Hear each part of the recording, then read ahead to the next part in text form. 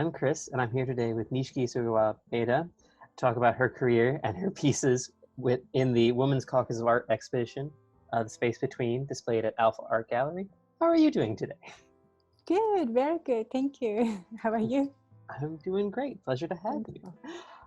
So my first question is, why did you decide to become an artist, and how has your background influenced your growth and development as an artist?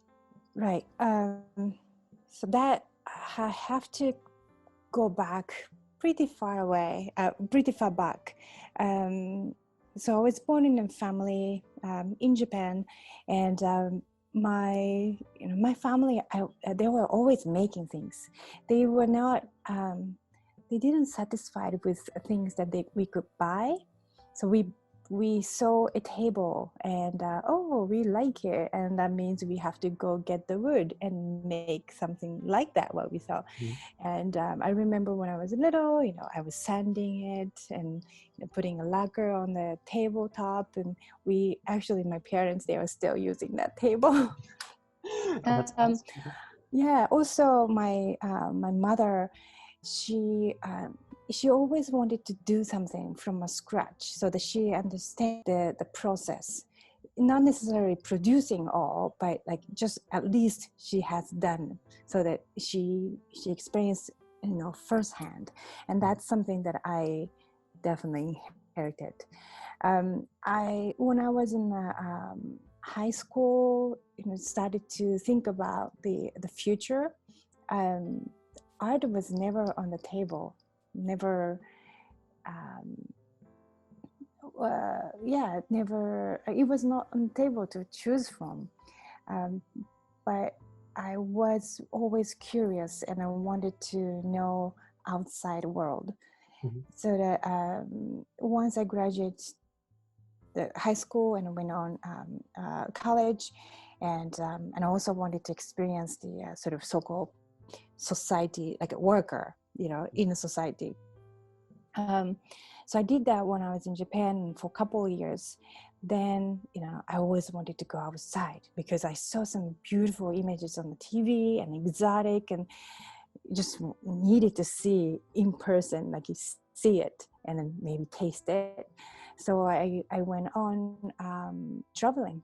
So I just quit my job, and the first country was Australia for a year, and then South Asia, and it's usual sort of backpacking style. I was young, so I can't do it now, but it was just I did it sort of a hardcore traveling, hitchhiking, and just feeling it with every sense that I have. And then the chance to move to America came, and I took that, and I came to America, and that at that point my experience was a sort of a unique. I wanted to be unique, it's like myself. But also I found that I couldn't really sort of communicate or share my experience fully, because my Japanese friend, they couldn't understand what I've gone through when I was traveling different parts of the world. But an American a friend, like new friend, or a friend that I made through traveling, they couldn't understand the way I lived when I was in Japan, or as a Japanese. So I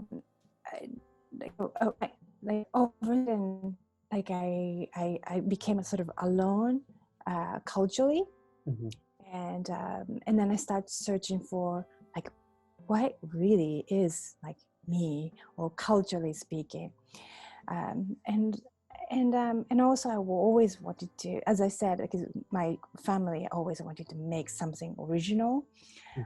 So kind of it was a natural way for me to just shift it to art.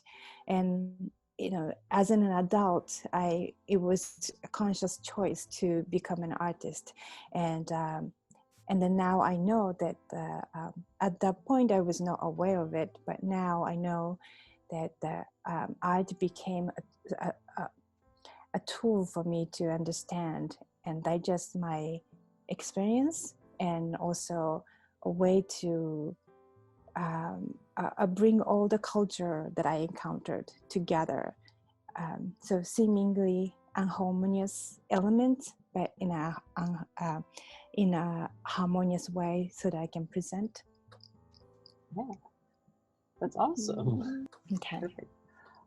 So moving on to my next question, as everyone has been dealing with COVID-19 and the ensuing lockdown and stuff, how has that influenced your work as an artist, and how has that changed your role as a teacher as well? How has COVID-19 affected your day-to-day? Right. So I would say, asking myself like why I am making art, it happens often. Like, why am I doing what I'm doing? So this kind of a question came during like now, because if I want to help somebody or wanted to be a good a citizen, there are so many other ways that I could help. Like I could just make an immediate impact. For example, like maybe go to, make food and then maybe provide for first responder, stuff like that. But, I chose to be an artist, and then, the questions like, why am I doing? Because I thought maybe that my art is not really helping anybody. But then I have to really, really dig down deep myself, and I have to do what I sort of not born to do, but like I like to do or love to do, so that I can do art well, and more so very well. And I'm an artist, but also an art educator, so that if I love what I'm doing, then I'm much better positioned to teach art to people who are actually interested in. So it's more about sharing my love, and so that's my sort of a justification of why I'm doing what I'm doing. And that's like, I feel really weird that like your question was what like impact from COVID-19. A lot of impact, daily basis and private life, but the big impact is just to reconfirming like why do what I do. That seems like a very common experience, so I completely agree with it. Yeah. So moving on to the two pieces that you have in the show at the Alpha Art Gallery, Kuroshiro 100 and 103.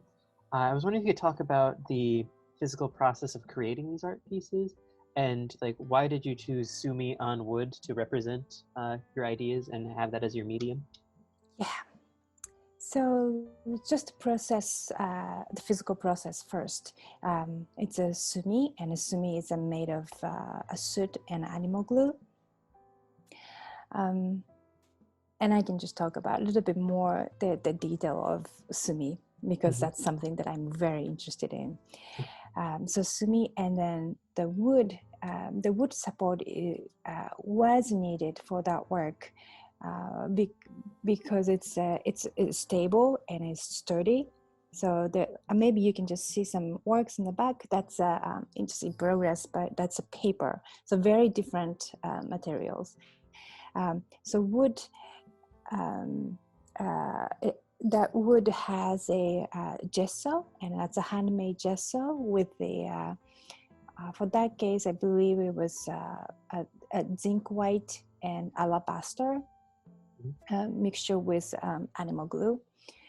For this case, rabbit skin glue, and apply a couple layers and sand in a way that it just take that little mountains off, and then layer and layer, and so that you have a really nice coat of gesso. But I believe for this case, I put another layer, different types. So it's a talc and titanium white mixture on the top layers. that's the physical part. Mhm. And then you ask why, wasn't it? Why did you choose that to Mm-hmm. represent your ideas? I mentioned it to you that I started to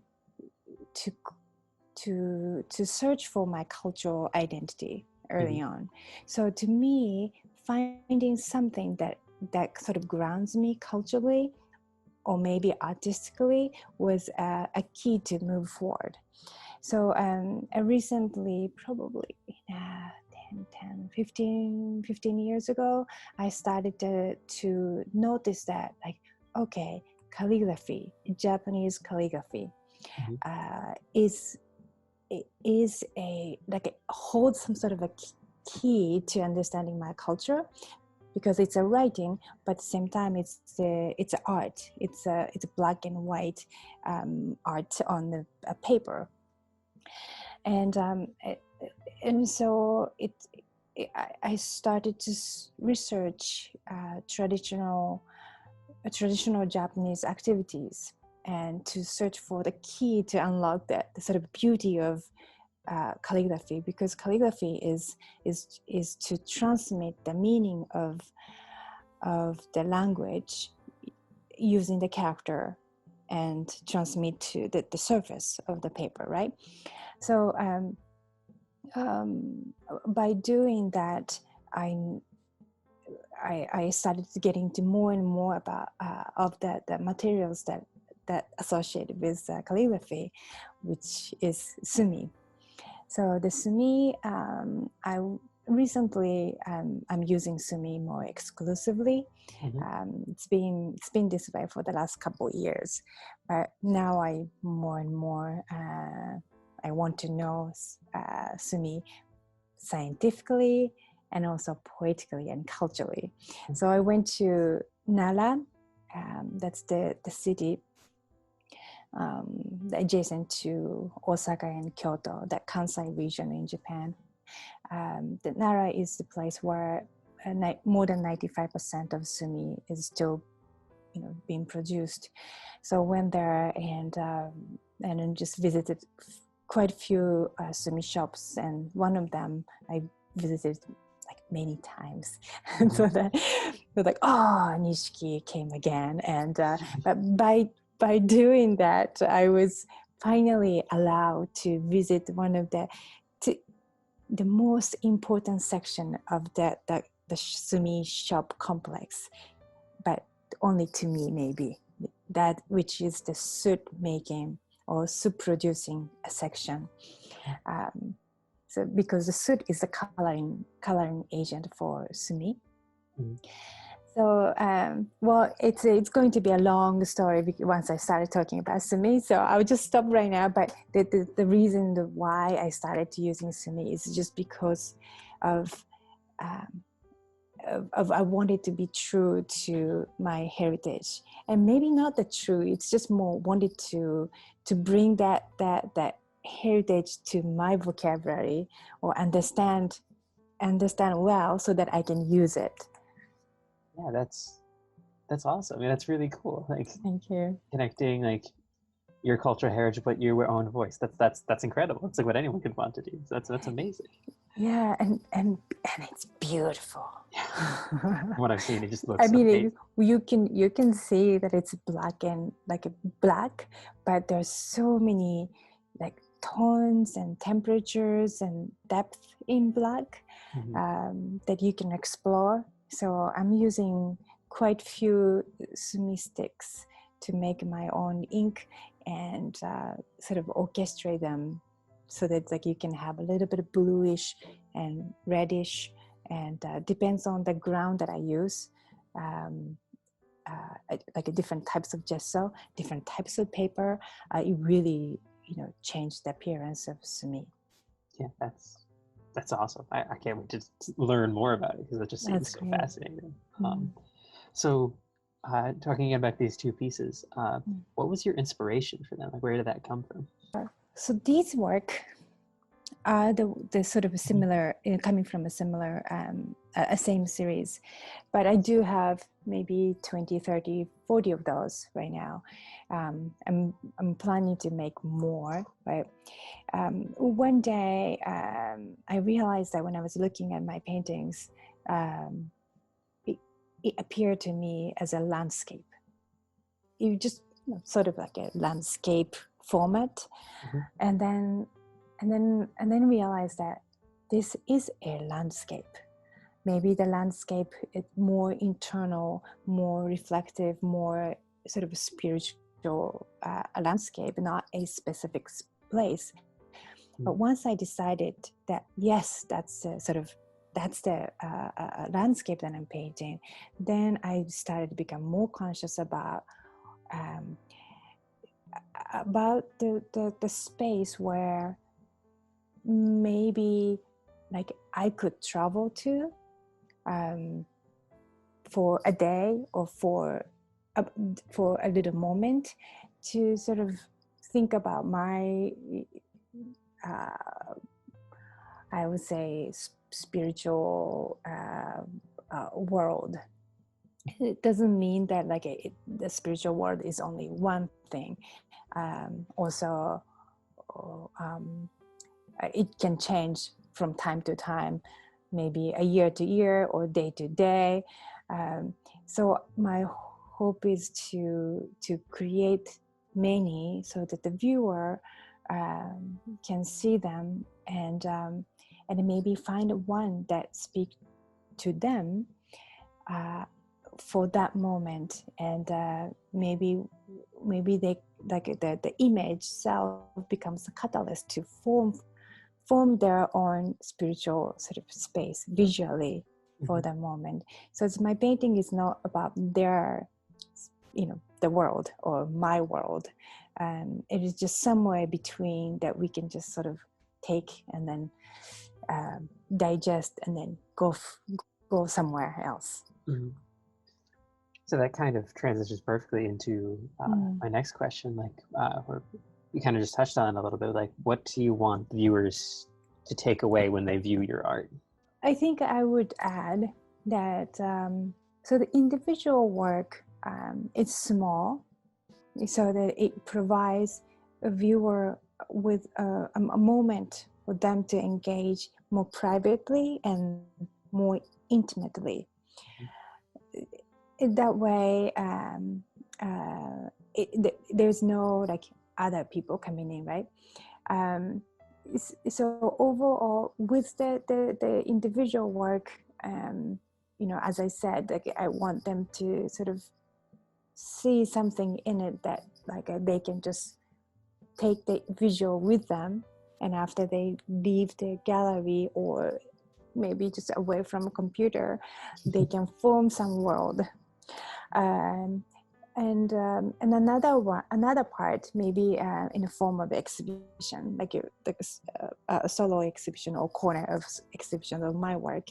Then I would like to create a little bit more a quiet moment, more of a meditative space or sanctuary space, or a place where they can just relax and maybe opportunity for them to be with themselves is something that I'm hoping for. Yeah, that's incredible. Yeah.